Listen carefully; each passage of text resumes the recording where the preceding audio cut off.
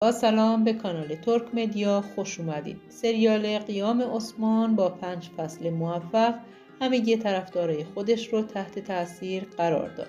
این سریال تاریخی که به زیبایی دوره‌های مختلف زندگی عثمان قاضی بزرگ رو توصیف میکنه، محبوبیت زیادی رو در کشورهای مختلف پیدا کرده. اما تحریفاتی که در تاریخ اون ایجاد شده بسیار مورد انتقاد قرار گرفته و با دیدن بسیاری از داستان‌های ناتمام عثمان قاضی تصمیم به ساخت فصل 6 اون گرفته شد. مبارزات سخت عثمان قاضی در دوران زندگیش و بسیاری از فتوحات بزرگ اون رو نمیتونه نادیده گرفت. درست در زمان محاصره دو شهر بزرگ بیزانسی ها یعنی برسا و ازنی که مانند کوهی مستحکم در برابر دولت بیزانس ایستاد.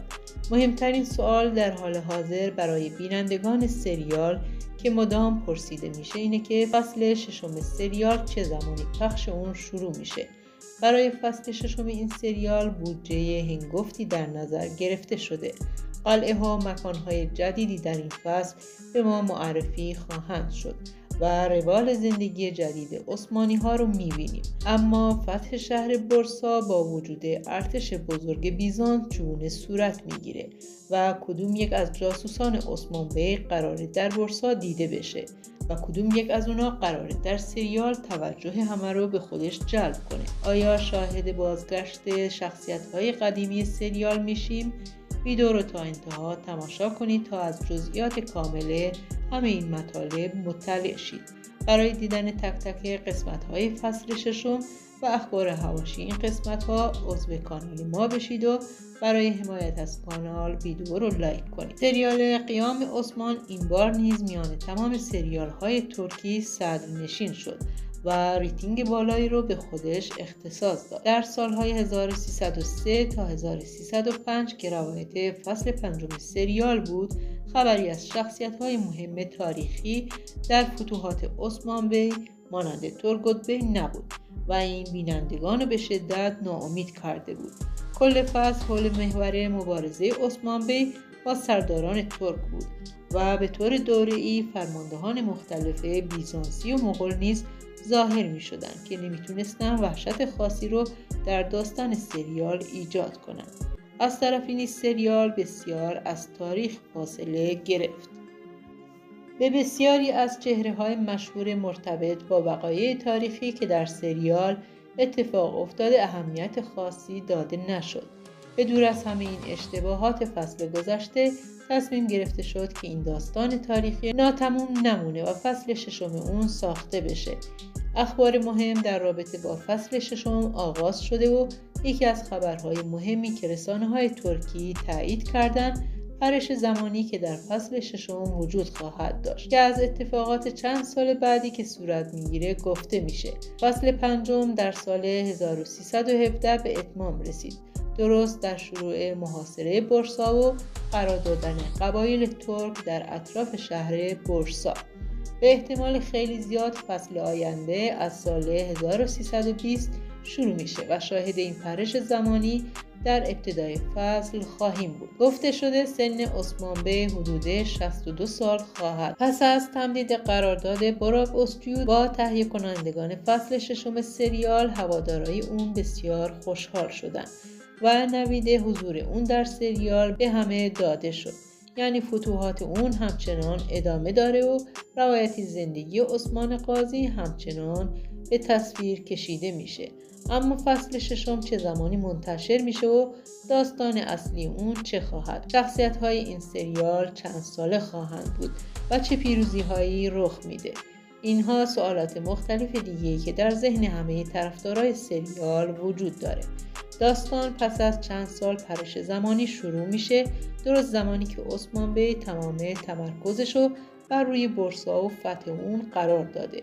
تورگوت بی و کوسیس از شخصیت‌های مهم مورد علاقه طرفدارا در سریال بودند که در نبود اونا در سریال طرفدارا رو بسیار آزار میداد و خواهان بازگشت و حضور اونا در سریال بودند، چرا که بسیار مشتاق حضور این قهرمانان عثمانی بودند.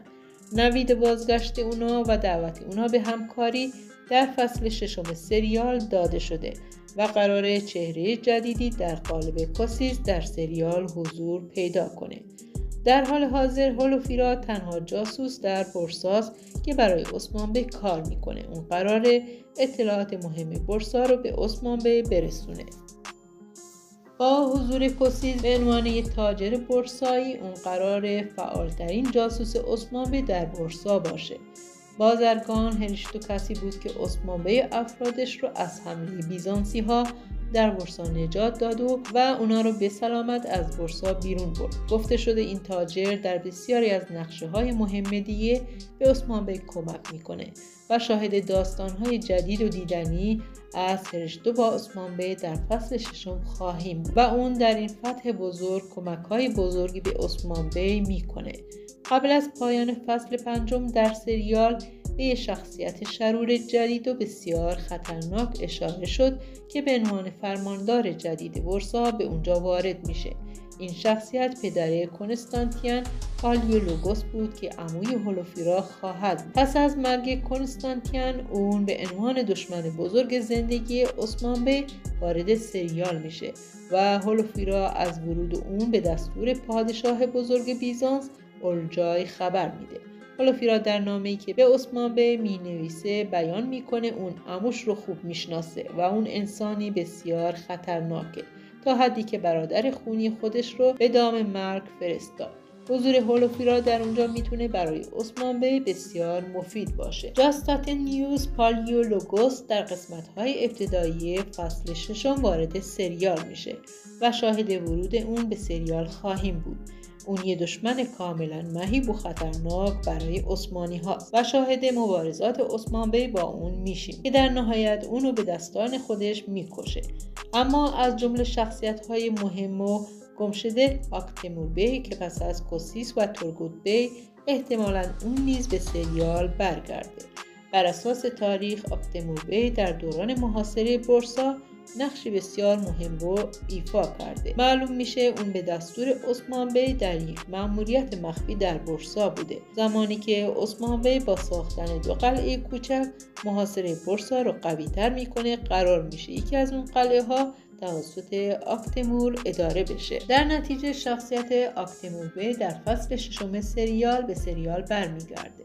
پس از پایان فصل 5 سریال بازیگران سریال معمولاً 3 ماه تابستون رو به استراحت میگذرونن.